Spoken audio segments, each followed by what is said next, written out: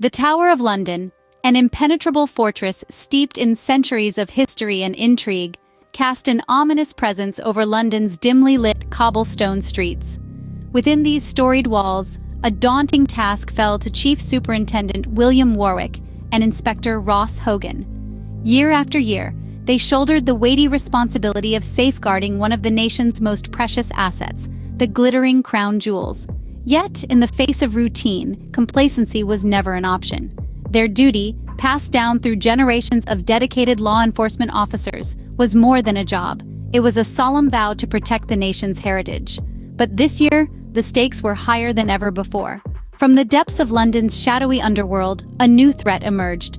A man named Miles Faulkner, a cunning mastermind with a dangerous plan and a traitorous ally, was determined to stage the heist of the century. But this year, an unprecedented danger loomed. In London's dark, gritty underworld, a notorious player surfaced. A man called Miles Faulkner. He had a reputation that struck fear into the hearts of many, a mastermind known for his audacious plans.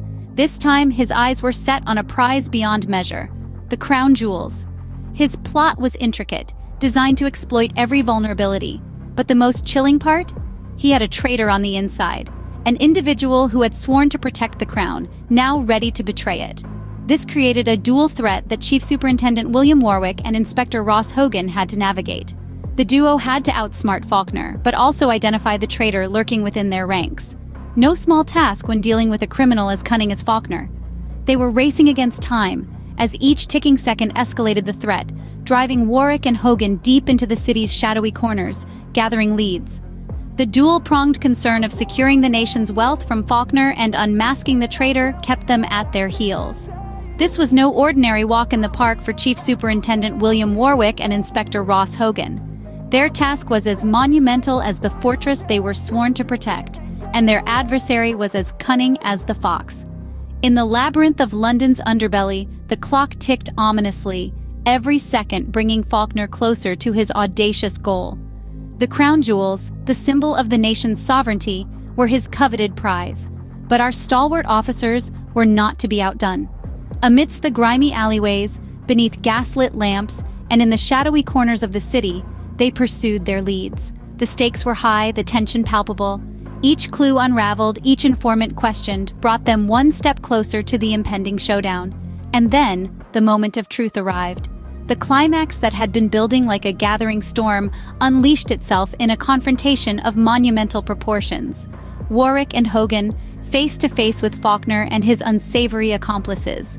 The fate of the crown jewels hung in the balance, teetering on the edge of a precipice. In the face of such overwhelming odds, it was not just their skills and experience that were tested, but their very character. They were the last line of defense, the protectors of history and tradition. Their resolve was unshaken, their spirit indomitable. The Tower of London stood resilient, bearing silent testimony to the historic struggle within its walls. The fortress, with its centuries-old stones, seemed to echo the tireless efforts of Chief Superintendent Warwick and Inspector Hogan. Our story today is not just about the historic tower or the crown jewels it guards, but about the unwavering spirit of those who are sworn to protect it. The courage, the loyalty, the relentless pursuit in the face of danger.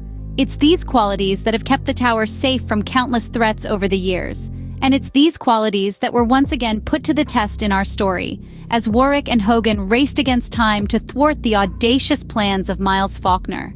In the end, it all came down to the enduring spirit of those sworn to protect its legacy. But what if you were in their shoes? Could you have risen to the occasion, just like Warwick and Hogan?